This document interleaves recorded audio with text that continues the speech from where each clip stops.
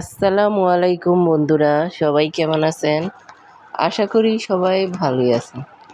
তো দেখেন তো এগুলা কি খাবার, কেউ কি বলতে পারবেন? যদি পারেন তাহলে কমেন্টস করে জানান। খুব ছোটবেলায় দেখেছি, আমার দাদি যখন অনেক বয়স ছিল, তখন আমার দাদির অনেকগুলো দাঁত ছিল না, দুই পাশে দুইটা দাঁত ছিল।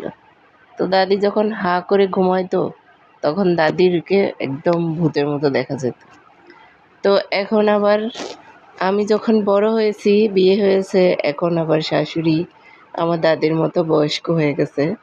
তো এখন দাদি এরকম করে রুটি ছিঁড়ে দুধ দিয়ে ভিজিয়ে আমার আম্মু দিত। দাদি খুব মজা করে খেত। তো আমার শাশুড়িকে প্রায় সময় বলতাম, এভাবে খান, এভাবে রুটিটা খেলে খুব মজা লাগে।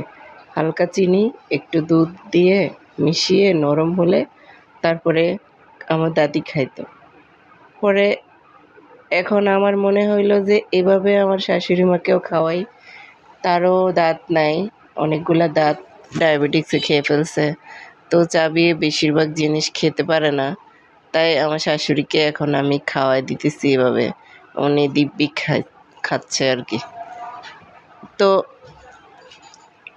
দাঁত না থাকলে দাঁতের কতটা গুরুত্ব, সেটা এখন শাশুড়িকে দেখলেই বোঝা যায়।